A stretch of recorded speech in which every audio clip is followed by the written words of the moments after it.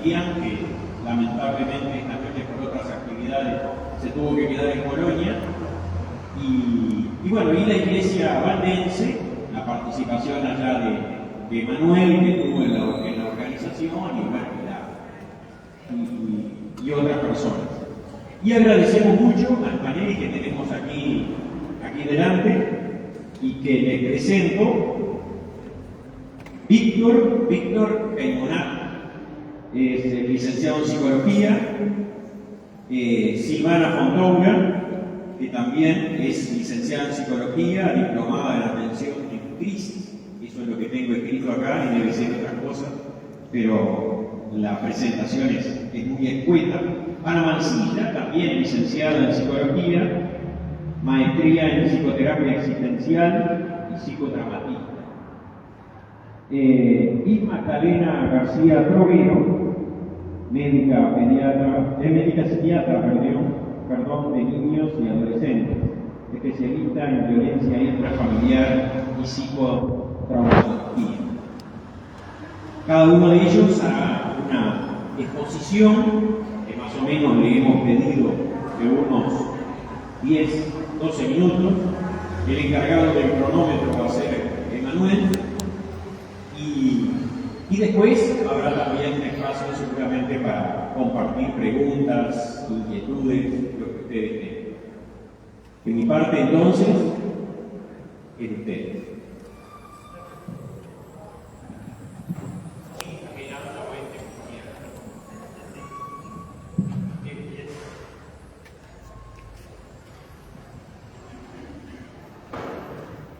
Ahora sí, buenas noches, ya se hizo de noche, ¿cómo andan? Bueno, yo soy Víctor Caimonat, como pariente acá, porque hay Caimonat también, que ahora vamos a ver. Bueno, tengo algún lugar. Bueno, voy a comenzar, voy a romper el hielo, así que los saludo, y les digo que me gustaría sentir como si esto fuera una ronda, porque tampoco creo que compartimos capaz, después mis compañeras, esto de que venimos a compartir nuestra experiencia, nuestra cultura, desde este lugar así bien horizontal. Yo me quedé con la parte de salud integral, salud mental, salud integral. Después le dejo a mi compañera de adolescencia y juventud, un poco puedo bordear ahí, así un poquito para arrancar. Yo también me baso mucho en lo que es la psicoterapia gestáltica. Ese es como mi ordenador y en lo que me baso, ya sea en las terapias y hasta en la vida también. Y para empezar a hablar de salud mental propiamente dicho, a mí, bueno, decirles que me voy a dejar llevar, así que va a ir un poco por ahí. Ya la salud mental a mí me deja como una reminiscencia esto de lo mental, lo corporal, como que aún, como un poco hace ruido con lo de integralidad, salud integral.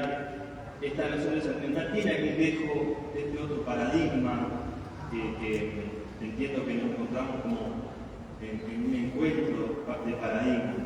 Donde hay un paradigma que viene que habla de la mente, del cuerpo como algo separado, distinto a lo que dice todo lo que tiene que ver con la integralidad o lo holístico, por ejemplo, que habla de otras cosas, habla de que está todo relacionado.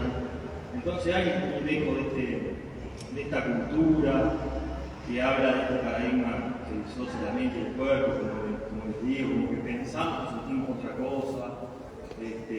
Y bueno, yo quería traer esta noción más del origen, de un paradigma que hable de que está todo relacionado.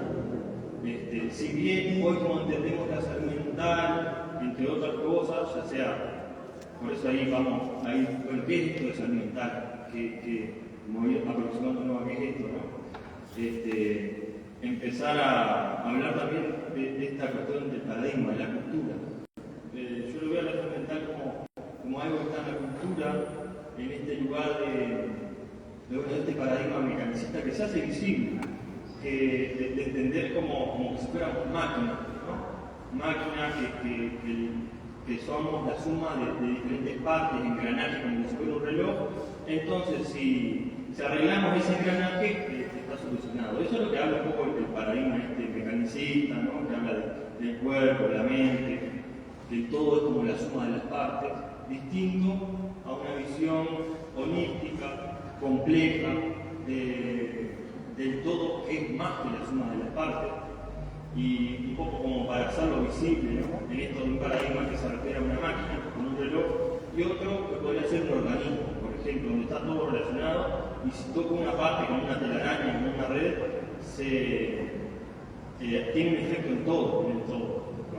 Entonces un poco por ahí es de donde nace la Gestalt.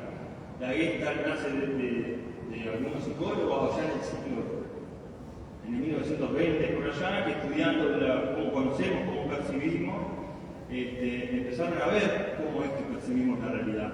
Y empezaron a ver que no es que haya una realidad, sino que hay una construcción de la realidad.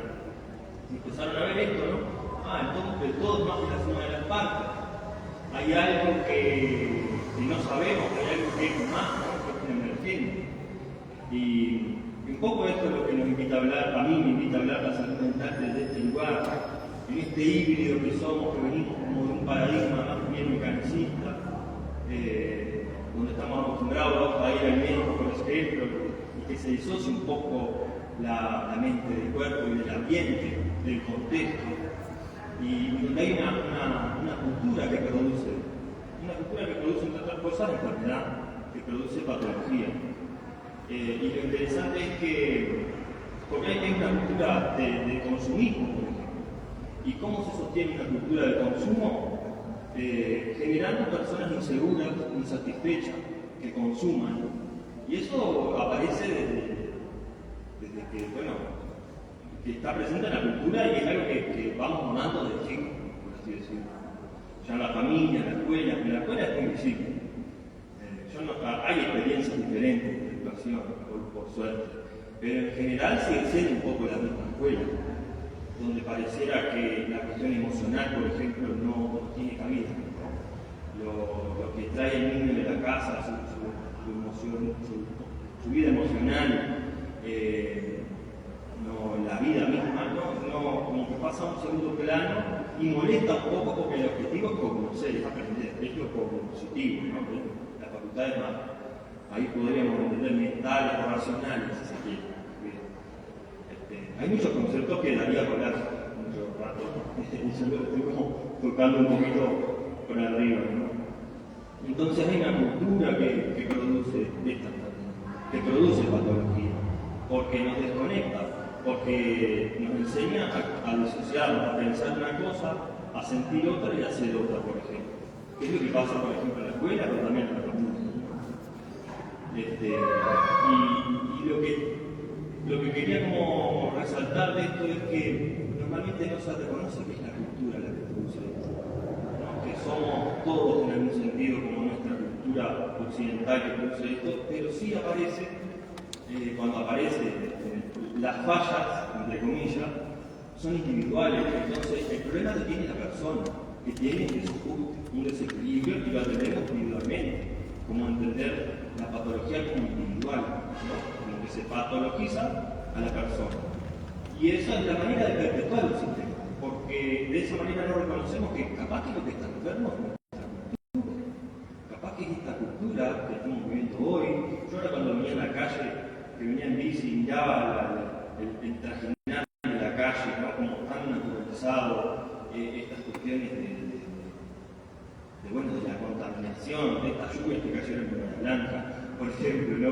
O esta cultura de prender fuego y arrasar con la Amazonía, esta cultura de la exclusión, ¿no? De las personas que no tienen acceso, a las personas a las cuales el Estado, por ejemplo, no llega. Por ejemplo, ¿no? Para ver esto que produce esta cultura nuestra. Bueno, y un poco por ahí, en esta dimensión cultural también, entender que la noción de salud y enfermedad depende de la cultura. O sea, cada cultura va a tener una noción de salud, ¿no? Entonces hay que ver en esta cultura, que por eso ahí es donde empiezo a ir, ¿no? Como en esto de entendernos como que estamos en transición, pero predomina todavía esta cultura mecanicista. Aún es muy visible y estamos, surge como emergente, como necesidad pensar otra cultura, otro paradigma. Y bueno, y entonces la noción de salud y enfermedad la va a dar esta cultura, se va a desprender de ahí. Entonces vamos a ver la enfermedad depende de la cultura que tengamos y la salud también. Entonces ahí aparece ¿qué es la enfermedad? Y bueno, y ahí un poquito como para traer esta noción más de las corrientes políticas, del paradigma holístico, de la complejidad del morismo, o bueno, sí, lo holístico, básicamente, que es así como lo que tiene que ver con esta noción de integral, de lo integral, de lo que todo está afectado, que aparece ahí como esta noción de los sistemas, ¿no? De que está todo relacionado y se forma una parte del sistema. Todo, esta visión ecológica de nosotros como seres humanos, parte de la naturaleza, no por fuera, ¿no? Que nosotros la tenemos a disposición, sino que somos parte. Bueno, y que, bueno, un poquito por ahí, esta noción holística, y ahí se me vienen un poco algunas nociones que trae la Gestalt, de esto de entender a la vida como una experiencia a ser vivida, como que en la educación, en nuestras familias, ahí por este paradigma que estamos hablando, de esta cultura, estamos como entrenados a resolver problemas. Entonces, capaz que en la salud mental es un problema y hay que resolver el problema a esta persona que está sufriendo esta patología, por ejemplo. Tenemos que resolver nuestros problemas mentales, ¿no? O resolver, no sé, el dolor, o resolver la vida, por así decirlo. Estamos entrenados a resolver porque de chiquito somos entrenados a resolver. Voy a tomar un matecito. Una pausita resolutiva.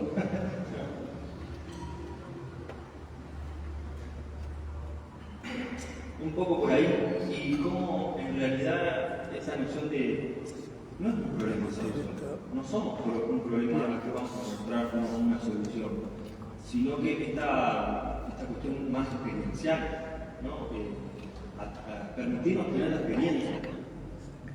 Como por ejemplo este encuentro acá, permitirnos tener la experiencia. Capaz que a mí me hace sentido, ahora que lo veo un poco, no sé, me imagino alguna vez llegar a ir a terapia, por ejemplo, porque sentía que tengo que resolver algo porque estoy mal y quiero resolverlo. Siento que algo no está bien. Y por ahí, yendo a terapia, como ir viendo esta cuestión de, el tema no es tanto querer resolverlo, que se resuelva, sino permitirme la experiencia de conectar con este malestar, de sentirlo, dimensionarlo, expandirlo, y que ahí se mueva. Por ejemplo, ¿no? Como trayendo ejemplos de esta cuestión de tener la experiencia. La experiencia como estar acá, presente, aquí y ahora, como puede ser que cada uno de ustedes esté en este momento. Ahí preguntarles cómo están acá, sentados en una distribución particular, su cuerpo seguramente está de una manera, están respirando de una manera. A cada uno lo que yo digo capaz que se dispara para un lado, para otro, ¿no? Y eso es como ir a lo obvio de la experiencia, porque de ahí viene, ¿no? De ahí viene el estar aquí presente, que es otra de las cuestiones que habla mucho en la Gestalt, que es esto del presente, de aquí y ahora tan divulgado es, ¿no? Como esta noción de que todo lo que pasa, todo lo que existe ahora mismo.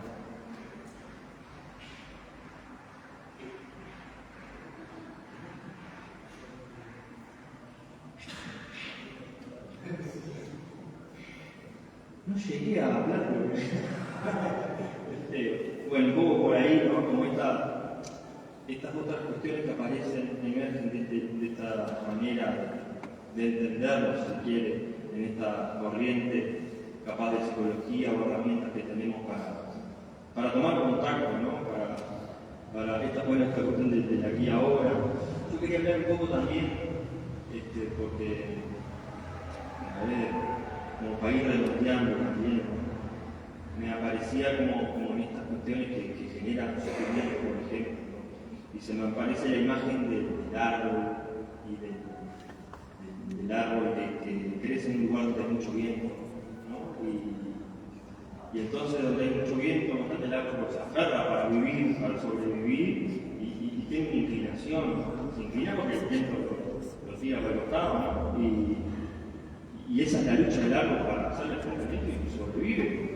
Y el tema es que cuando el viento calma, el árbol sigue torcido, ¿no? Y ahí hay como una noción más un lenguaje de psicología, de la neurosis, como eso que quedó congelado en un momento, pero que lo llevamos con nosotros aquí ahora, como relacionándolo con el presente. No es lo que me pasó cuando era chico, solamente, ¿no? Sino es cómo eso lo traigo aquí ahora, en este momento, porque va conmigo, porque habito estos espacios, lo que sea, ahí está presente lo que me pasó, lo que aprendí. Hablaríamos como una presentificación del pasado. Bueno, y por ahí como para ir cerrando, porque si no voy abriendo cosas. Bueno, papá que está acá, mi padre, paso la palabra a la compañía. Muchas gracias.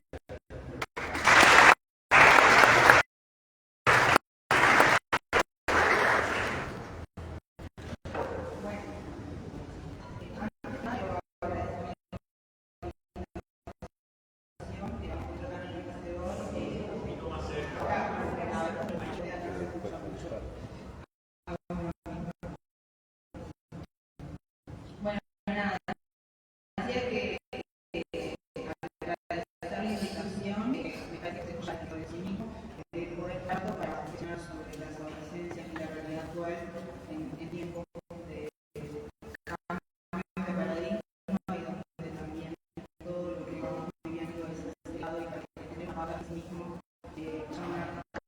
llama la atención en crisis.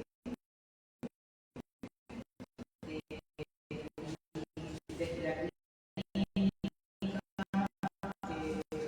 y la forma en la que trato de entender el mundo es básicamente tratar de incorporar todo eso y de explicar el cosa para que se pueda entender también el punto hacia donde me dirijo. Un psicoanálisis político y social también, me parece que eso es bien importante poder resaltarlo, porque no sé si no es en comunidad y en relación con nosotros. Así que voy a proseguir a leer, que me tengo que más ordenado para mí. ¿Se escucha acá? ¿Se escucha un poquito más cerca? Capaz que me acerco así.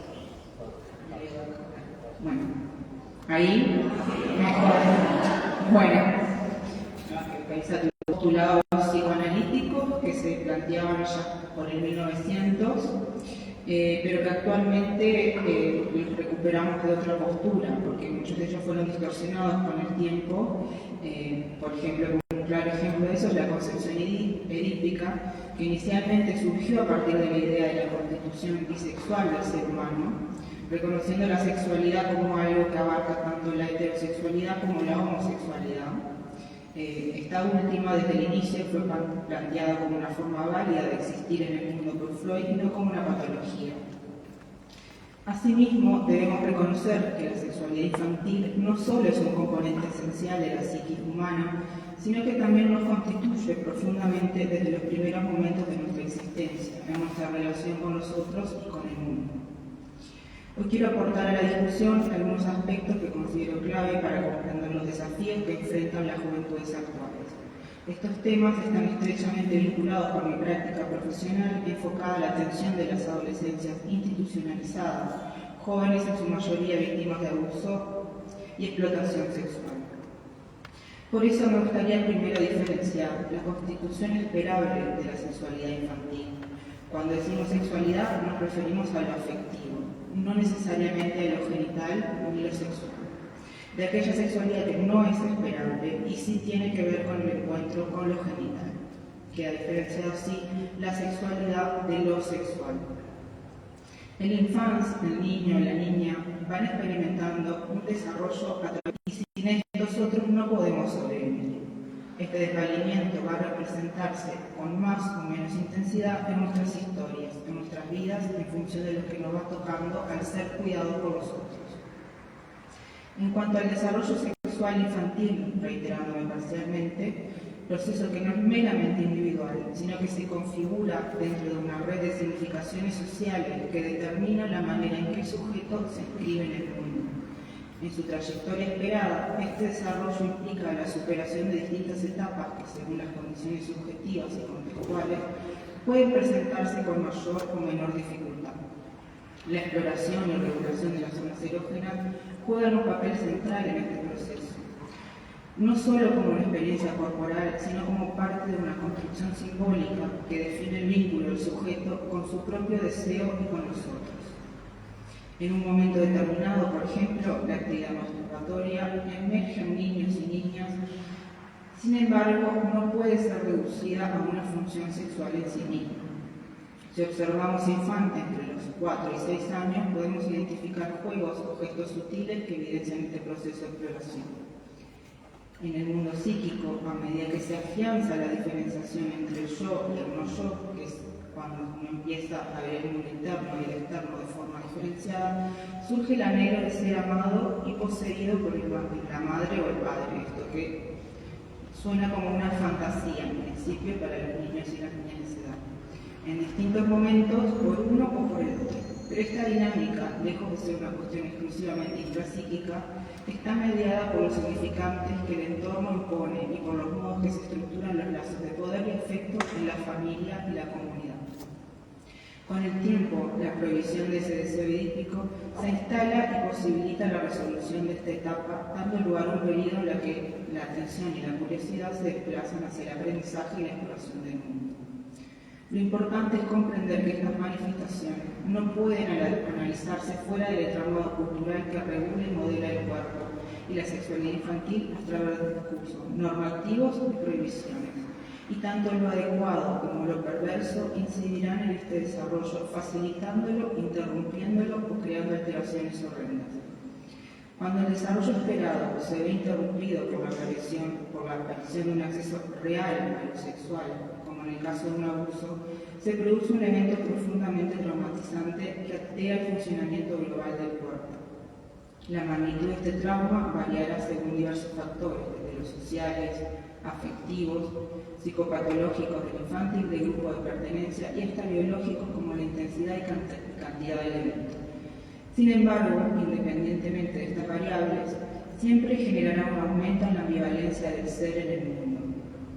Es en estas situaciones de acceso al sexo quien debería instaurar la prohibición. El adulto no solo no lo hace, sino que se aprovecha de la afectividad para perpetuar el acto de lo siniestro. Se trata de un acto siniestro y ambivalente, porque los niños y niñas, a pesar de todo, sienten afecto por quien lo perpetra o por quien los entrega a otros. Este acto deja una marca corporal confusa, alterando su percepción de lo afectivo, de su ser. Además, rompe por completo los esquemas psíquicos y corporales, transformando su manera de estar en el mundo, el vínculo con el afuera y su propia existencia interna. A partir de aquí hablaré del cuerpo como una unidad integral de quienes somos, que incluye tanto lo físico como lo psíquico. Nuestra sexualidad, nuestras emociones y afectos se expresan en él. Pero cuando la sexualidad es violentada con el sexo, ese cuerpo pasa a ser un cuerpo sexual real en un vínculo con el mundo. Si se considera que la palabra es el eje central del psicoanálisis porque permite transformar los afectos inconscientes y llevarlos al mundo de las relaciones con los otros, entonces no podemos dejar de lado el cuerpo. Parece obvio, pero recordemos que la palabra es una producción del cuerpo. El cuerpo también comunica y expresa. En el caso de niñas y niños que han sufrido abuso sexual, el cuerpo habla no solo y principalmente con palabras que muchas veces no se tienen, no se conocen, sino que también a través del erótico y de la violencia. Se convierte en un lenguaje corporal salvaje, como el trauma de una víctima, que hace visible el conflicto interno que atraviesa. Este lenguaje fragmentado y doloroso necesita ser reconstruido y elaborado para permitir una verdadera transformación. Lo atemporal del inconsciente cobra aquí otro significado. El trauma está a flor de piel, casi sin derecho al olvido. La construcción histórica de ese niño o niña se mantiene siendo presente. La verdad está ya develada. Lo que se debe hacer es trabajar con el sufrimiento, posibilitando un alivio y una disminución que faciliten lo creativo del cuerpo hacia una nueva posición. Es necesario crear las condiciones para esa capacidad creativa del cuerpo. Como planteaba, los seres humanos, en tanto individuos relacionales, necesitamos para ser sujeto la confirmación por parte de los otros seres del mundo, logrando pasar de manera significativa por la aceptación de otros seres del cuerpo que se es. Sin duda, la aproximación sexual es una parte muy importante de su reconocimiento como persona y aumenta su significación cuanto mayor haya sido su importancia en el encuentro de su cuerpo-corporalidad con el de los otros, sobre todo si estos otros son personas de un alto valor afectivo. Para los niños y niñas abusadas, el sexo ha sido la forma perversa en que se ha dado una parte muy importante de su encuentro corporal con el mundo.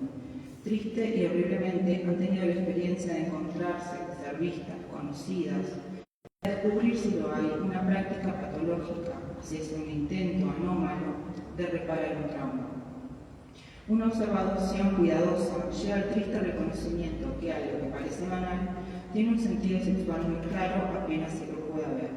Una mano que se desliza además en un abrazo o trata de reposarse en una parte que no se espera, una servilleta que busca limpiar la boca adulta, un juego de gimnasia donde predomina la exhibición genital, ropa varios talles menos que friccionan de más el cuerpo o acciones más literales y exhibicionistas.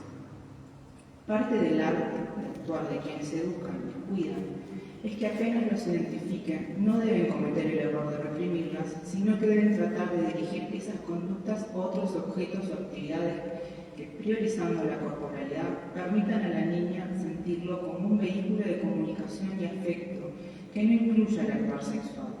Y allí sí se requiere de todo el conocimiento, habilidad y arte de los educadores. Se utilizará el cuerpo de con quien se vincule como posible objeto sexual. Y ese nuevo vínculo donde el terapeuta o educador tiene la posibilidad de introducir una nueva forma vincular, donde no se ponga en juego lo sexual, donde el afecto construye una vía nueva dentro del cuerpo sin una entrega siniestra como canal del ser querido. Sí es importante que podamos reconocernos como terapeutas, educadores, entre otros docentes, que identifiquen esa conducta, esa comunicación como no esperada y que incomoda, que debería incomodar, para así poder plantearnos la necesidad de redirigirla a una nueva creación, y también porque nos reafirma nuestro lugar de personas que podrían construir o reelaborar un dique que tambalea, porque su constitución fue desde lo adulto perverso. El trabajo de una construcción vincular novedosa es el kit del asunto, un vínculo terapéutico sólido. Este proceso relacional tiene que tener como base la confianza y el lazo afectivo, una experiencia relacional co-creada, donde se debe poder comprender lo que el cuerpo quiere comunicar y crear un lenguaje compartido que permita la comunicación a pesar de los quiebres que se puede generar en el proceso. Un vínculo terapéutico que permita balancear los desequilibrios que se presenten. Trabajar con adolescencias que se defienden, aman y odian a quienes los quieren, un existir ambivalente donde los nuevos vínculos primero serán puestos a prueba de ambas formas, para indagar si buscan acceder al encuentro sexual y ver si esta es la reafirmación del querer, o al violentarlas por eso, de no saber exactamente cómo posicionar en el otro, predominando el alivio. Es así que se debe contribuir a dar forma a un sentido ausente, a una forma que no se conoce, a pasar de la realización funcional como función estructurante, que es el cambio de doble sentido a algo, no se nos dice. Esto permitirá construir nuevas relaciones de objeto y conductas en el mundo externo, nuevas formas de sentir y de pensar. La sexualidad, que no es lo sexual, como decía, está presente más o menos explícitamente en la enorme proporción de actividades humanas y en la interacción de los grupos. Mucha mayor significación tiene en las instituciones, sobre todo en estos hogares, donde está aumentada exponencialmente por los horrores y las depravaciones sufridas. Recordemos que por medio del abuso, ellas, de una manera perversa, eran reconocidas, bien o mal alimentadas, vestidas, abrigadas y por lo general menos golpeadas y se entregaban al servicio. Como mencionaba, en un porcentaje altísimo, quienes inician estas historias dantescas son aquellas personas que en nuestro desarrollo son los objetos de amor. No hay que profundizar demasiado para entender la terrible ambivalencia que provoca esta situación. Y como esta ambivalencia se pondrá en juego también desde la violencia hacia los adultos. Me quieren, me cuidan o me dañan. Los quiero, pero me van a dañar. Paradojalmente defendían su cuerpo y afectividad por medio de la destrucción del cuerpo infantil. Defendían su ser reconocidas como sujetos de amor, como personas por medio de la alienación, de la barbarie y el dolor se entregaban a esos protopadres, padres primordiales, endiosados, que debieron ser endiosados, porque al final, donde debería haber tenido lugar una resolución edípica positiva, se generó un trauma barbárico y ominoso y siniestro. Se genera así una exposición prolongada en el tiempo al trauma, a lo que se le suma la quita del hogar, de la comunidad que les conocía, de los vínculos cercanos, una experiencia que va acumulando traumas que podría llamarse a lo que algunos autores proponen como trauma acumulativo, para referirse a experiencias que se sostienen en el tiempo y que al sumarse a nuevas vivencias adversas genera un aumento progresivo de lo que enferma. Este proceso no solo intensifica el malestar psíquico, sino que también impacta en el cuerpo y en la regulación emocional. Las consecuencias de este tipo de traumas se manifiestan en un conjunto de afectaciones donde predominan la ansiedad, el miedo constante a existir, como si la propia existencia presentara un riesgo, la culpa, la confusión, el insomnio, los trastornos alimentarios, una acumulación de ira que puede expresarse tanto en violencia como en depresión. Desde una perspectiva económica del aparato psíquico, podríamos decir que cuanto más se debe soportar el cuerpo, mayor será el costo que pagar en términos de existencia. Lo patógeno se reflejará en fallos de las relaciones analíticas, es decir, aquellas que el niño o la niña establece con sus figuras de cuidado, madre, padre u otros referentes. Relaciones que deberían brindar sostén y protección. Cuando estas fallan, se generan distorsiones en las construcciones del yo y su vínculo con el mundo.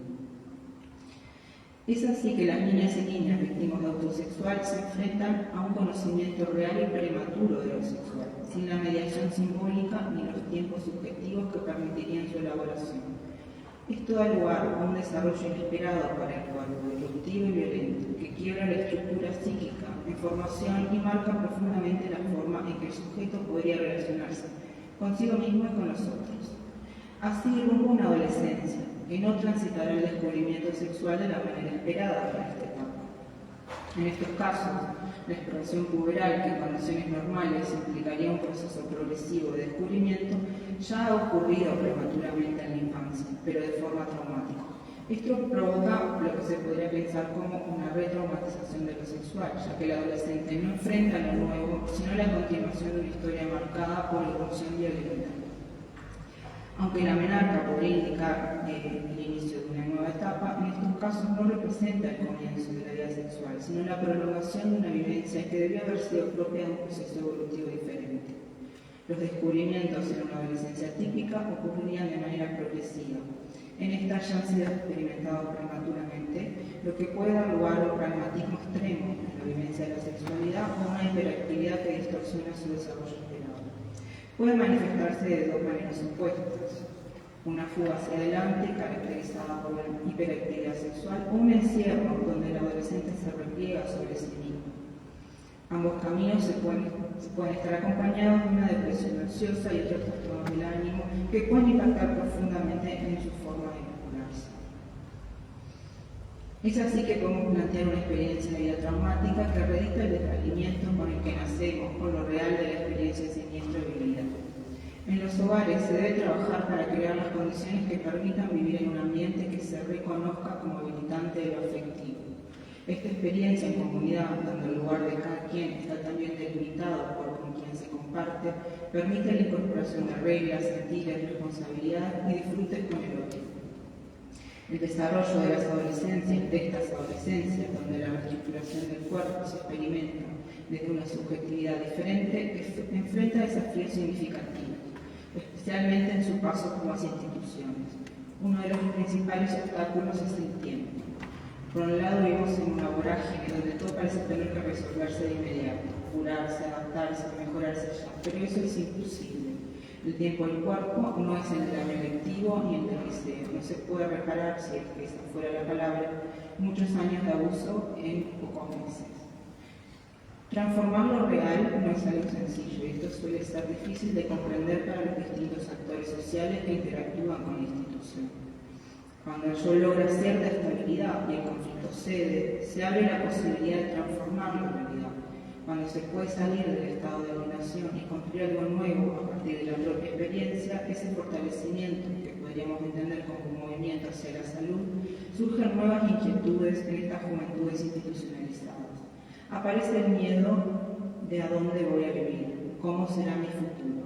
Un miedo que en la mayoría de los casos, con la mayoría de edad, si no se ha construido red de sostén económico, el camino suele reducirse a dos opciones, o al ingreso de otros programas, como el programa Calle, o uno peor, que sería el retorno al hogar familiar, donde muchas veces se perpetúan los abusos. Así el futuro se va experimentando también como un momento oscuro, como un pasado reciente. Poco tiempo queda así para disfrutar la infancia y el tiempo perdido. El mundo adulto pisa los talones. Las preocupaciones por dónde vivir comienzan incluso antes de los 18. ¿Cómo puede el cuerpo sostener tantas exigencias en tan poco tiempo? Sin duda el costo se paga en el humor, en tristeza o en ansiedad. En este contexto, lograr experiencias de disfrute se convierte en un verdadero logro, pero debería ser donde se pueda apuntar.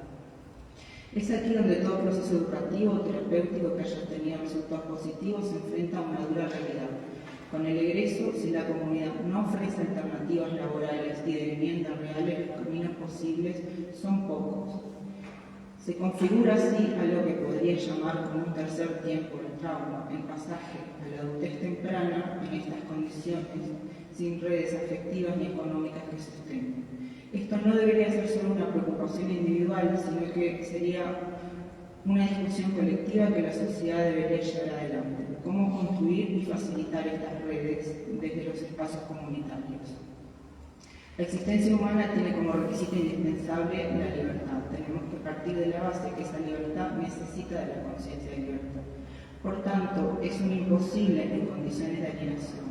Puedo ser libre con el otro, sea este quien sea, si me considero un ser humano. A estas niñas y adolescentes se le ha obliterado su capacidad de ser libres. Nuestra tarea esencial es que nuestra pedagogía, como planteaba Freire, sea una pedagogía liberadora. Solo en ese caso podremos luchar contra el sometimiento psicológico al que están sometidas y ser un ser en relación de igualdad con otros seres en el mundo. Es decir, un ser libre, entendiendo lo que es libre es en este mundo capitalista. Pero nuestra primera lucha entonces es pelear para que estas niñas y adolescentes puedan romper el monstruoso estigma con que se las marcó.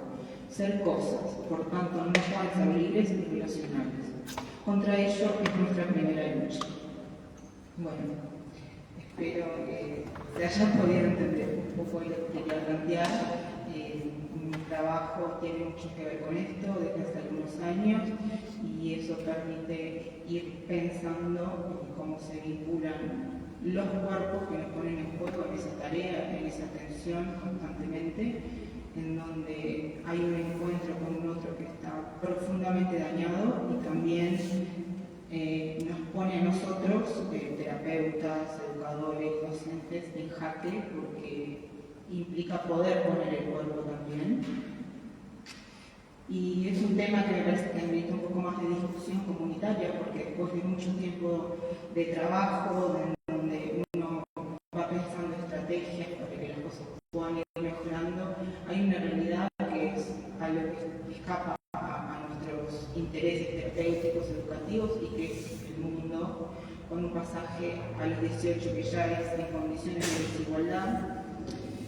Y creo que ahí es donde la comunidad podría tomar un papel un poco más protagónico y pensar en las posibilidades que debería generar para albergar o sostener estas adolescencias que están en profunda desventaja y que con muchísimo trabajo tratan de recuperar eso de lo perdido y después, con la mayoría de edad, es un retroceso enorme que me parece que ahí es donde invito a la comunidad y a que la discusión se pueda dar luz en otros espacios para pensar esos 18 años que aparecen, mientras también antes estamos trabajando para el restablecimiento de la salud, entiéndase eso amplio, pero que también sin esa pata comunitaria no tiene objetivos posibles a largo plazo. Bueno, y aprovecho para agradecer a Luis Martín, que iba a venir, que me ha ayudado mucho en este descubrimiento del cuerpo con lo sexual y el encuentro con estas niñas y niños desde hace varios años.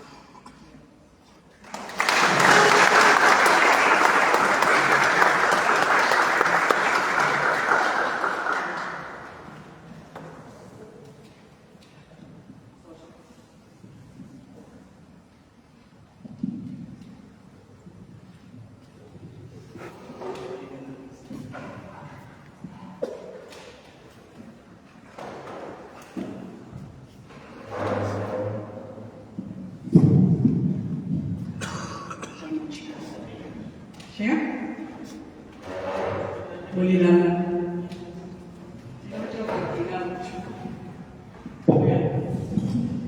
Muchas gracias. Bueno, después de tanta comunidad, muchas gracias. Siento que lo mío va a ser un pantallazo, pero el objetivo es poder tener puntos de discusión, ¿no? Después. Gracias por la invitación también. Salud mental en adolescencias y juventudes. Y en la guía que teníamos había una hoja entera de preguntas. Y yo tuve que elegir, ¿no?, entre todo aquello de qué voy a hablar, sin ponernos de acuerdo, ¿no? También trabajo hace muchos años en el tema de violencia y abuso sexual hacia la infancia y la adolescencia. Bueno, tuvimos esta excelente exposición, porque yo no dije nada de abuso, ya está, ya fue dicho, ¿no? Y tenemos después a la compañera que va a hablar sobre un tema candente, que son los intentos de discriminación. Entonces, yo voy a hacer la panorámica como psiquiatra de niños y adolescentes. Al igual que tú, tengo que pensar en la infancia, porque la mente se empieza a construir antes de la adolescencia. Entonces, cuando llegamos ya hay mucho camino recorrido, ¿no? Elegí entonces compartir con ustedes 5 certezas, llamo certezas a aquellas situaciones que tienen evidencia, que respaldan lo que estamos haciendo, ¿no? Entonces son inapelables. Es como así, rompen los ojos, ¿no? Y no se siente cuestionable, pero digo, bueno, tenemos que tener mucha evidencia más para poder decir, no, eso no es así. Y pensando en que esto, bueno, es un llamado a la comunidad, me encanta ver gente joven, me encanta ver gente de todas las edades también, a todos los que integramos esta comunidad, bueno, 5 desafíos en los que todos nosotros podemos involucrar, ¿no? Cada uno desde su lugar. Allá vamos. Certeza número 1. Lo dijiste, Víctor. La salud mental es una parte inseparable de la salud integral. No es lo que vemos en esta parte, ¿no? Ayer antes de venir estaba viendo una película sobre salud mental, salud integral, para trabajar con los equipos de salud de primer nivel de atención, donde los médicos de familia y donde los familiares de personas portadoras de patología psiquiátrica crónica decían, pero viene porque le duele el corazón, ¿por qué llamas al psiquiatra? Llama al cardiólogo, ¿no? O cuando nos planteamos, no quiero enrolarme porque tengo los minutos contados, pero el cierre del hospital monovalente, el hospital Vilarremó, donde solo se puede ser loco, donde si vos tenés un paro cardíaco te morís en mí, donde no hay un banco de sangre, está absolutamente disociado, ¿no?, de la salud integral de la persona, de la vida plena. Y por supuesto, como tal, es un derecho humano fundamental. La salud mental habita el cuerpo psíquico. Nosotros acá como somos todos, somos psi, y la etimología de psique es alma, ¿no? Somos quienes estamos un poco viendo qué hacemos con el alma cuando no tenía sede física, ¿no? Que cuando la separábamos del cuerpo, el alma está en el cuerpo, ¿no? El cuerpo psíquico, la salud física, que es el cuerpo físico, todos los órganos y sistemas que también nos hablan de la interrelación, ¿no? Y la salud social, ¿sí? Es un derecho fundamental. El desafío es defender. desde el lugar donde estamos, como estudiantes, como vecinos, como pastores, como sacerdotes, como maestros, como profesores, educadores de ahí, como lo que sea que seamos cada uno de nosotros, no exclusivamente los equipos de salud mental, propiamente dicho, sino todos, ¿no?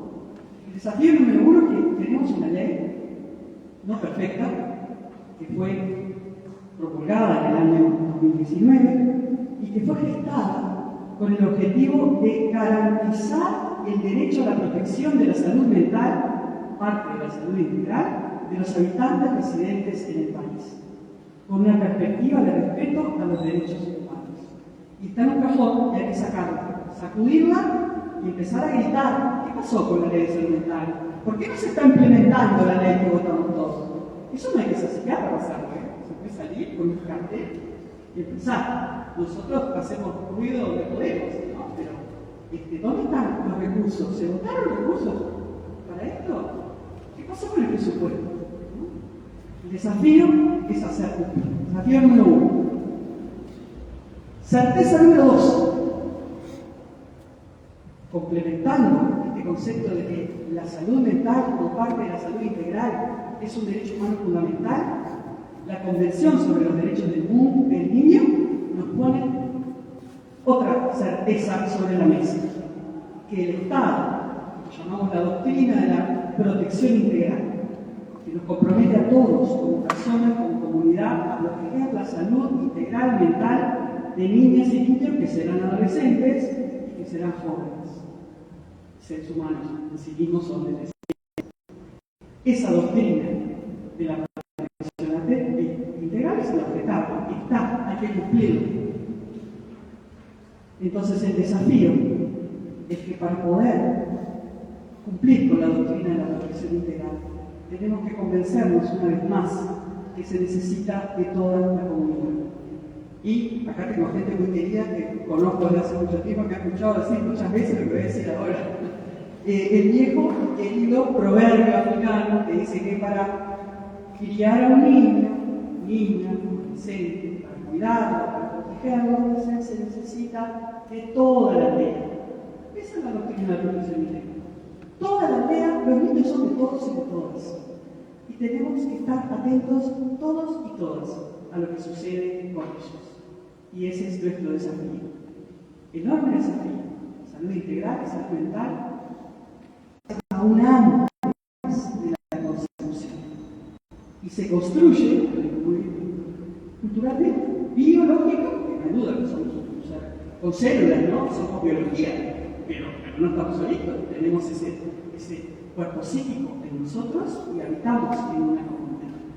Entonces, desde antes de la concepción, esos 2 momentos que dieron lugar a la vida humana que cada uno de nosotros somos, toda una historia. Estamos hablando mucho de trauma transgeneracional, lo sabemos, de las neurosis de guerra, de todo lo que el desarrollo humano depende del ADN que le llega para tener todas las recetas, ¿no? de lo que somos. Y acá le decía al pastor, yo hice varias veces la lectura libre del Salmo 139, ¿verdad? Y el embrión vieron tus ojos, y en tu libro estaban escritas todas aquellas cosas que luego fueron formadas sin faltar ni una de ellas. El ADN, no hay vuelta. El ADN ¿no? Están ahí, hombre y mujer, carpiendo la tierra, dando vueltas.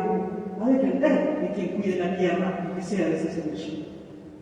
Entonces, el desafío número 3 es poder brindar como comunidad a cada ser en desarrollo la mejor de las tierras. Porque ustedes me dirán, ¿qué voy a hacer? Certeza número 4. La normalidad del desarrollo mental como parte del desarrollo integral está íntimamente relacionada, y me hizo la piel escucharte, al vínculo que el niño, la niña establezca con sus cuidadores primarios. Se juega ese nacimiento, ese psiquismo dentro del cuerpo. La parte tangible con lo intangible. Pero para que ese milagro, dicen, sí, sea posible, se necesita crecer en ambientes en donde predominen, no que sean perfectos, siempre insisto en eso, sino que predominen los buenos tratos. Y sobre todo, que niños y niñas puedan experimentar la certeza de la protección. Esa protección que no recibieron los cuerpos que vos hiciste referencia. La certeza de entregarme a pie juntillas a esos seres que me cuidan. Y ya no hablamos ni siquiera de papá y mamá biológico. El referente que me cuida y yo me entrego porque estoy biológicamente determinado para eso, para que en el vínculo crezca ese psiquismo en desarrollo. Entonces, si es necesario eso, evidentemente el desafío es promover los buenos tratos desde el inicio y antes de la dificultad. Cada vez que escuchamos acerca de la violencia de género, de madres, de mujeres violentadas, a veces gestando niños, a veces con los niños a su lado. Ahí, esa violencia está llegando a ese ser en desarrollo y está siendo vivida por quienes la viven. Estos datos corresponden al último informe de gestión de psiquiatra. Los numeritos son chiquititos. A ver, disculpame, ahí no se ve, pero lo que importa es la subida, Esto sí se ve, ¿no? Sí se capta. Ahí va. Sistema Integral de Protección de la Infancia y la Adolescencia contra la Violencia, que tengo el privilegio y el desafío de integrar como representante de ACE. Bueno, nos reporta anualmente las situaciones de violencia sufridas por niños desde pequeñitos hasta los 18 años. 8.157 en el año 2023 es lo que se presentó en el 2024. Ahora el 25 de abril se va a presentar el nuevo informe de gestión. Tiempo, porque sigue para mí.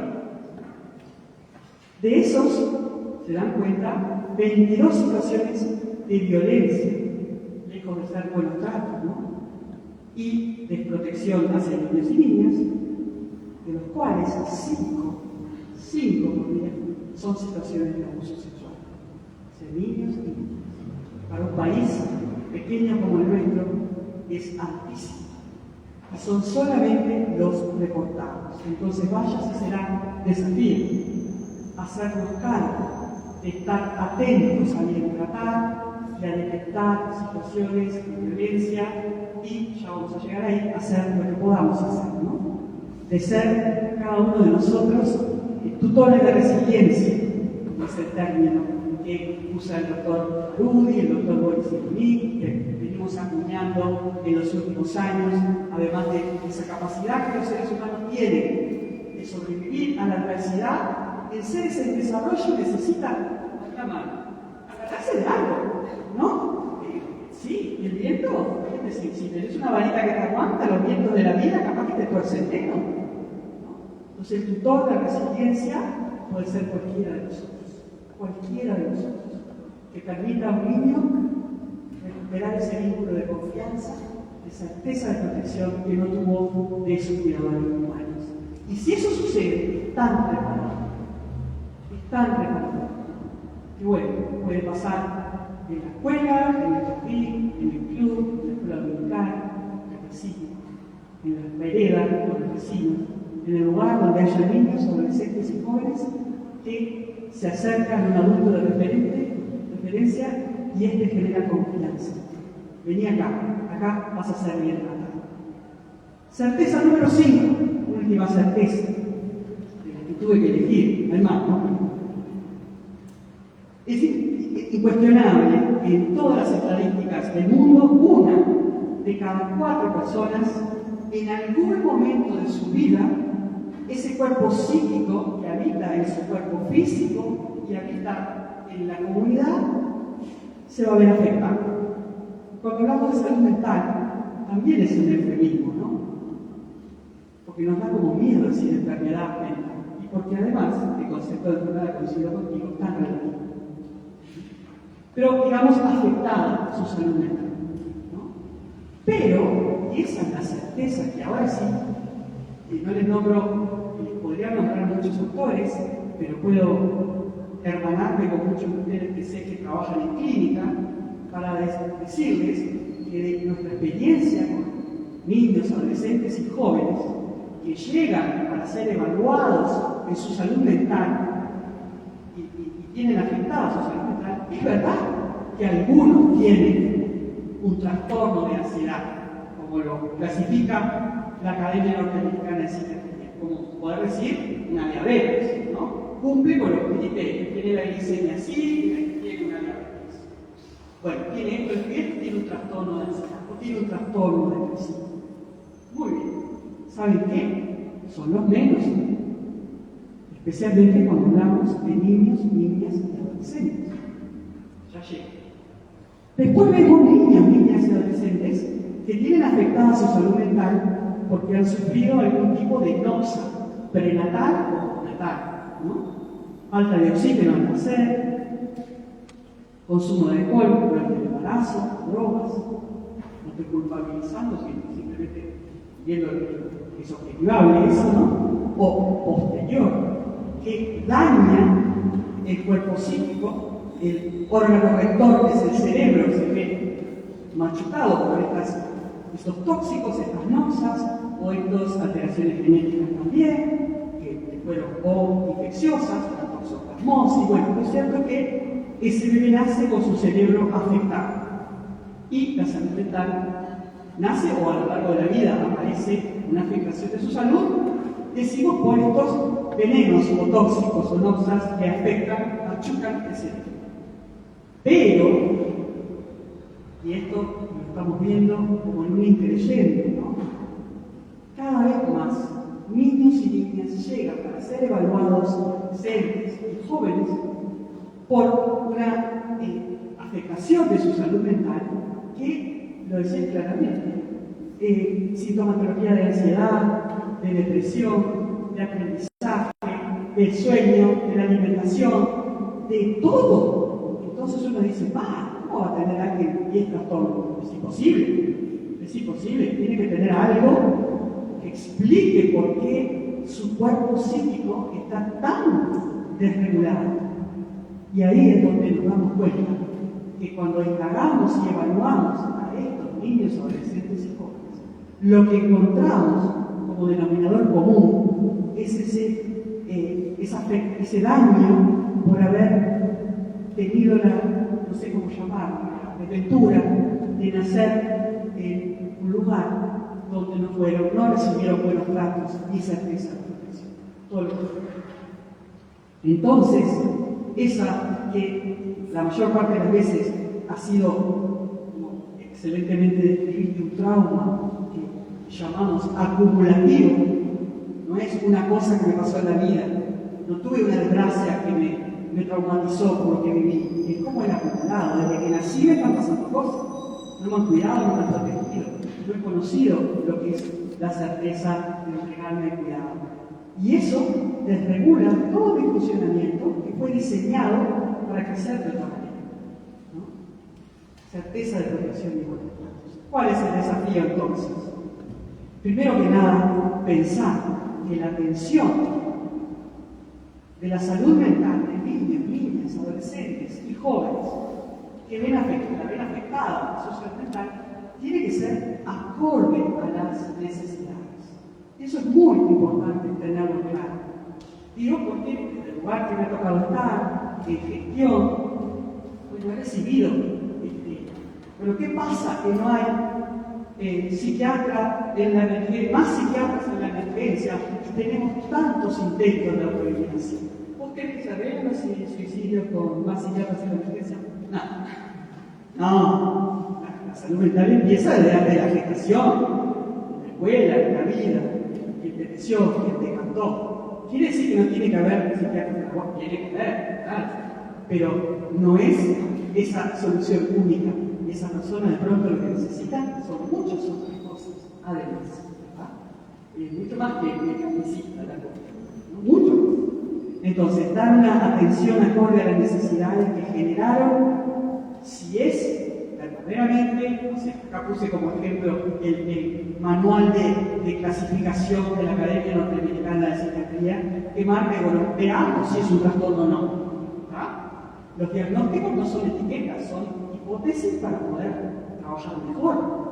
Eso, diagnosis quiere decir ver a través de, y ver a través de esos síntomas adecuadamente.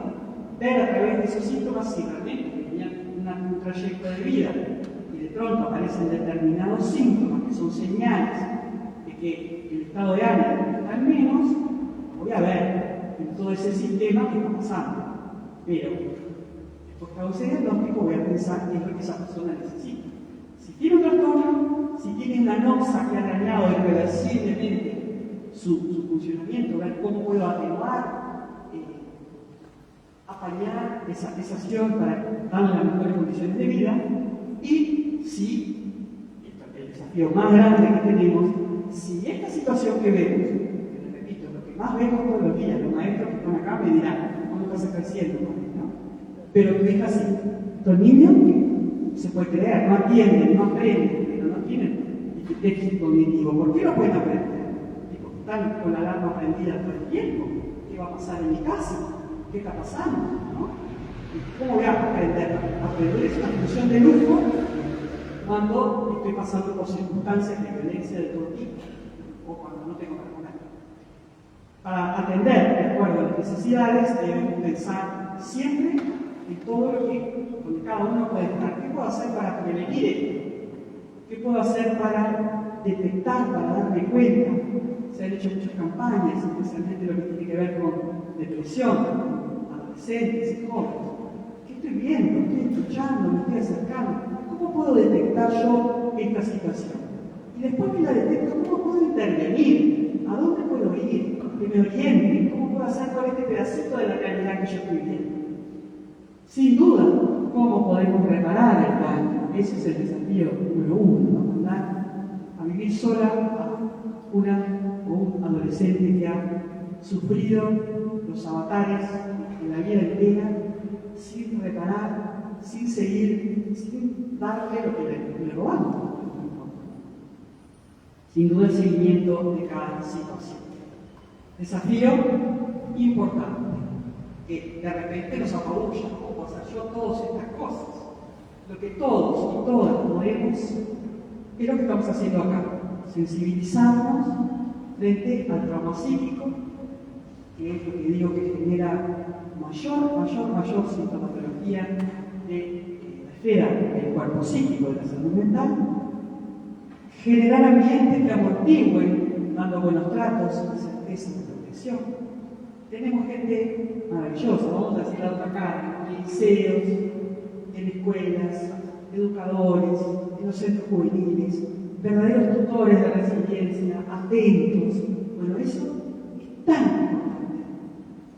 Cuento esto que les voy a contar, más o menos bien, que me pasó en un equipo de reparación del daño en Artigas, que tengo el privilegio de supervisar ese equipo que está trabajando con niños y niñas que sufrieron todo tipo de violencia, pero especialmente abuso sexual. Dos adolescentes tempranas que en una de las intervenciones, dos psicólogos trabajando con ellas, tratando de visualizar o poner sobre la mesa elementos positivos de su vida versus todo lo que les pasaba, ¿no? Que a veces es tan difícil de encontrar cuando uno ha tenido un contexto de vida tan difícil, ¿no? Las dos pusieron como algo importantísimo en su vida haber concurrido al CAIF. ¿Te das cuenta? Donde mi educadora, decía una, me veía como yo bailaba adelante del espejo y me decía que lo hacía muy bien. Bueno, valorado por alguien que me celebra. Y eso es el talismán del cual, bueno, me hicieron de todo, pero también me miraron con una mirada que me valoró. Entonces, todos podemos mirar a niños, niñas y adolescentes haciéndolos sentir valiosos. Y buscaremos la ayuda específica en cada caso, pero eso es algo que siempre tengo presente, ¿no? Los oídos, la mirada, son una herramienta que todos tenemos. Y para terminar, me gusta mucho esta frase de este colega que mencioné, tener siempre presente que el bienestar infantil, el bienestar integral en incluye la salud mental, pero también la salud física, como parte indisoluble, nunca es un regalo. Infantil, adolescente, juvenil, es el resultado de la acción de toda la comunidad. Y el desafío es pensar como comunidad qué podemos hacer. Y lo discutimos dentro de un rato.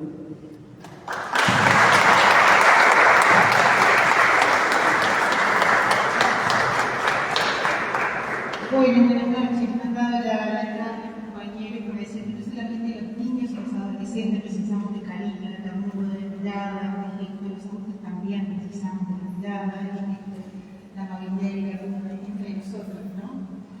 Y bueno, parte que me tocó, que intentar ser breve, pero de verdad eso lo quiero decir. Yo soy psicóloga clínica, trabajo con jóvenes que se angustian, digamos.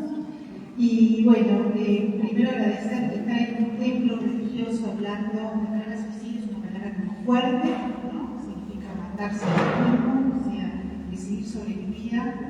Está en un templo religioso, ¿no? Porque esto de que la tradición como condena o juzga la vida y que ese como un enfoque de charlar de estas cosas en el propio templo, de darle luz, de darle voz, me parece ya un gesto de prevención. Así que muchas gracias por permitirnos estar aquí. Bueno, mi enfoque es un enfoque existencial, de terapia existencial.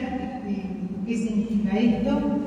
Hago alianza con mis compañeros de que las ciencias duras no pueden dar respuesta a los problemas, a todos los problemas de la humanidad, ¿no? A los conflictos humanos, ¿no? El sentido de la vida, para qué estamos acá. Entonces, quisiera empezar con eso, que el suicidio no es un síntoma, hablando de esto de integrar la salud, ¿no? ¿Qué tal la salud mental también? No le podemos llamar salud para el bienestar, ¿no? Porque lo profesional también cuando en narrativa marcamos emociones también, ¿no? Entonces, a mí me gusta más hablar de salud para el bienestar, salud para la alegría, salud para la vitalidad. Es importante, entonces, hay como a nivel clínico no hay una consensuación de la literatura de qué es el suicidio en sí, o de la tecnología, pero lo que sí sabemos es que, bueno, que hay una parte de diagnóstico que el psicólogo tiene que evaluar a lo que vemos en la entrevista, a ver si la investigación suicida se trata de una consecuencia de un trastorno psicopatológico, si tiene que ver con una consecuencia de consumo de sustancias, o si tiene que ver con los dilemas de la vida que lo quiero ver yo. Podemos, en el existencial es una propuesta filosófica, dinámica, abierta, o sea, abierta me refiero a que el cerebro también puede ser un paracaídas, cuando se abre está planeando, ¿no? Cuando se cierra es como que cae. Contextual, no importa las circunstancias que estamos, que mis colegas lo compartieron, en dónde nacemos, yo soy en circunstancias, que las imagino que yo dependo de dónde vivo, de circunstancias afectivas, emocionales, económicas. Y bueno, tenemos una concepción de ser humano que el ser humano es un proyecto, ¿no? Somos proyecto, algo que estamos acabados, no somos perfectos. Muchas veces la consulta con los jóvenes es la frustración de sí mismo, de lo que espero de sí mismo y lo que los demás esperan de mí, ¿no? Como una tensión ahí entre las exigencias y la perfección. Somos seres imperfectos y me incluyo, estamos en construcción permanente. Deberíamos de llamarlos como verbo, no como sustantivo. No María, Mariando. Elianando, ramoneando, o sea, siempre nos estamos transformando permanentemente y dando la posibilidad de la transformación. 4 dilemas existenciales que yo tengo como tenemos en cuenta cuando recibimos una persona con angustia de la vida. ¿Qué es la angustia? Todos nos angustiamos. La conciencia de sentir nos angustia. Eso el niño ya a los 4 o 5 años, cuando se le descubrió el pececito en la pecera, la mascota, tiene conciencia de esto, ¿no? Así que ya tengo en ese sentido una mala noticia, que todos nos angustiamos porque somos seres humanos, los animales se angustian, pero la buena noticia es que la angustia puede ser una guía exploratoria para saber hacia dónde van a poder estar, ¿no? Porque por esto mismo, ¿no? Bueno, a eso voy. Primera angustia existencial, el tema de la libertad. Estamos condenados a elegir, ¿no? El ser humano, o sea, las compañeras, hay un montón de cosas que no elegimos. heredamos, no elegimos a papá, no elegimos a mamá, no elegimos a la sociedad, no elegimos a un cultural, económico, de arte, no elegimos nada de eso, no elegimos el cuerpo, ¿no? Es muy poquito lo que elegimos. Si nos ponemos a pensar, elegimos los amigos, el trabajo, la pareja y no sé si mucho más. Entonces, ¿quién me dice? No tenemos un manual en inteligencia artificial que nos diga, bueno, ¿cuál es mi actividad? ¿Para qué estoy aquí? ¿Quién de ustedes creo que les ha pasado, de los adolescentes, que en algún momento dijo, mi vida no tiene sentido, que me trague tierra o el vagón, y ya está, hasta que llegué? Todos pasamos por eso, es una angustia natural, productiva, que a veces se pasa, ¿no? Y bueno, el desafío justamente es de cómo construimos nuestro sentido de vida, que es el segundo elemento existencial, ¿no? ¿Para qué estoy aquí? En para qué estoy aquí son muy importantes los otros, o sea, construyo con otros. El yo no es un individuo, no consideramos que la persona es un individuo la que llega a la consulta, la persona es una relación con el mundo, estamos mundeando. Por eso te decía, no elegimos el nombre, ya desde la panza nos dice si vamos a ser agresivos, si vamos a ser cristianos, si vamos a ser estudiosos, trabajadores, ¿no? O sea que siempre la construcción es con otros, por eso cuando trabajo con esta intención suicida, que en Uruguay, aparte, es un problema importante, porque tenemos casi un 1.9% de suicidios en un país muy chiquito, tenemos el porcentaje más alto de la América Latina, y tiene mucho que ver también con lo cultural, obviamente. ¿No? Es un desafío, porque no lo pague tanto. Bueno, lo que sí me gustaría es que dar esta idea de que se construye y la persona no nace ni feliz ni suicida. La estructuración de la personalidad se va construyendo en la medida en que las comunidades, las familias, nos vamos como sosteniendo, que nos hacemos vulnerables, inválidos, y nacemos muy vulnerables. Entonces, a veces el intento de suicidio es ante circunstancias insoportables, que mi vida no tiene sentido, hasta que llegué, y bueno, de ahí la comunidad o cada uno de nosotros tiene la posibilidad de ver a una persona que se siente mal, que se siente angustiada, no solamente cuando llega al consultorio. El tercer dilema existencial, ante que nos angustiamos, ante la soledad. El aislamiento social es algo que nos provoca una alienación, una exclusión, donde dejamos de experimentar el mundo. El mundo es cualquier cosa chiquita, puede ser cuidar una mascota, puede ser la sonrisa de un sobrino que nació, puede ser, no sé, como cocinar unos ricos de ellos, cualquier cosa que me conecte con la vida, no solamente las personas, sino con todas las criaturas. Cualquier cosa que me conecte me da vida. La depresión justamente es eso, es la desconexión con nosotros. La depresión es retraer toda la energía, libido, nutricional, esa energía que me hace vivir, llevarla para adentro y no tenerla a compartir, no poderla. Por eso cuando alguien dice mi pareja está deprimida, no quiere salir a caminar, levanta de la oreja y saca de la rambla, respire, el cielo, no sé, como esa voluntad que es conectada. Bueno, claro, siempre. Sí, de cariño, digamos. Y bueno, el cuarto dilema existencial que nos angustia es esto, la finitud. O sea, seguro que la vida se termina, pero también desde el punto de vista existencial vemos como una oportunidad para realizar esa vida, explorarla, porque bueno, es una forma también de valorarla. Entonces, como media, entonces el ser humano humano, la intención se construye, es una construcción de la persona que no quiere vivir más, por su falta de sentido de vida. Tenemos 4 tareas para hacer. ¿Qué elegimos? ¿Cómo elegimos? A nivel de la sociedad, a quienes nos acercamos, quienes nos ven. Acá tengo una compañera de nado y a veces tenemos que nadar en luna llena.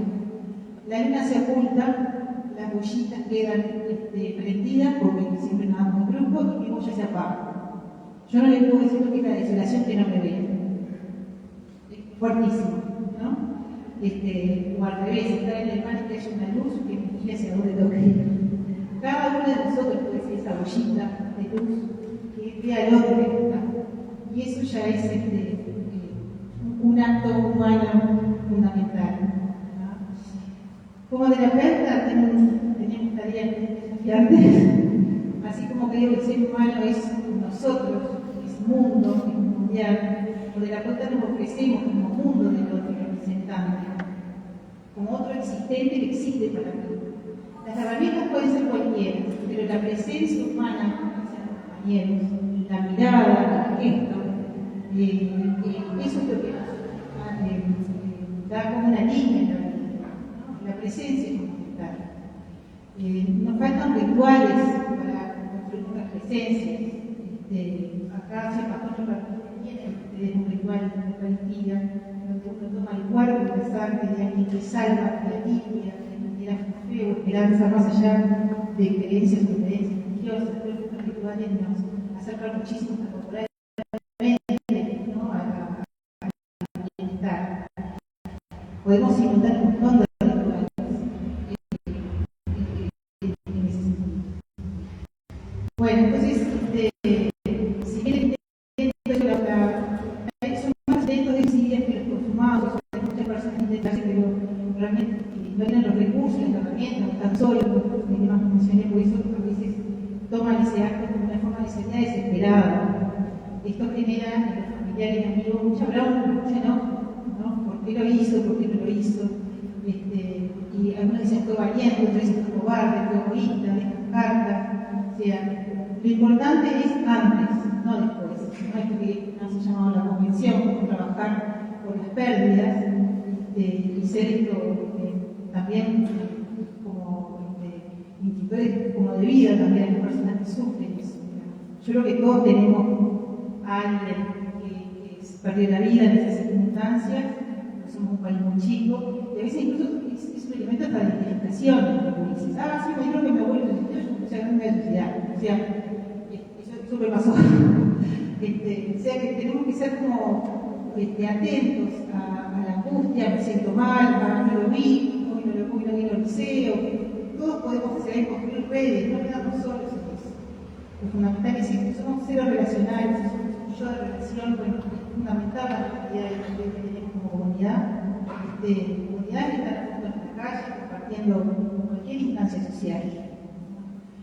Y bueno, a mí me gustaría terminar que si bien trabajamos los especialistas con el dolor, con el sufrimiento, habilitamos, hacemos preguntas para que la persona pueda expresar por qué no quiere vivir, por qué se quiere hacer daño, exploramos, que no sea tabú, que no sea silencio.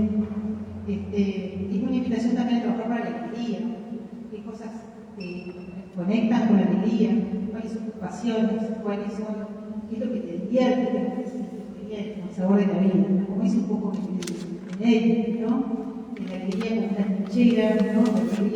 La alegría como un poquito de la rutina, de las agresiones, de las pesadillas, de todas las alegrías de la melancolía, de los suicidas, de los homicidas, de la obligación de ser alegres, ¿no? De salir de la sociedad de rendimiento y poder conectarnos nosotros también, de que somos la diferencia de los animales que también son muy bueno, por aquí creo que estamos bien.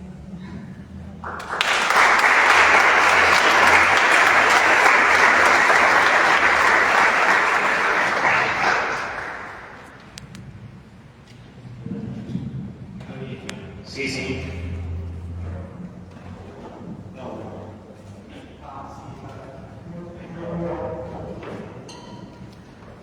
Si desenredamos cosas más difíciles, vamos a tener que desenredar un cable también. A veces se cruzan los cables. Bueno, muchas gracias.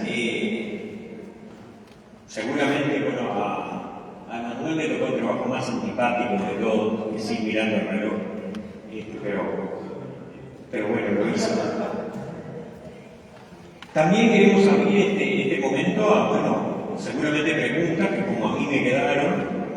Yo lo primero que voy a hacer, que bien nos vayamos a caer, es leer el Salmo 139 de la mesa. Pero eso seguro, me quedó como un deber allá, sí que lo está leyendo. Pero además me quedan muchas otras preguntas sobre esto que tiene que ver con el valor de la comunidad, ¿no? Que creo que desde Víctor a hasta Ana, y nos marcaron permanentemente. Me quedé pensando ahí también específicamente en la comunidad de fe, ¿no? También el valor que tiene. Bueno, fueron algunas preguntas que me quedaron. El tema que decía Ana de hablar del suicidio en un templo, cuando por lo menos una postura religiosa así muy generalizada, a veces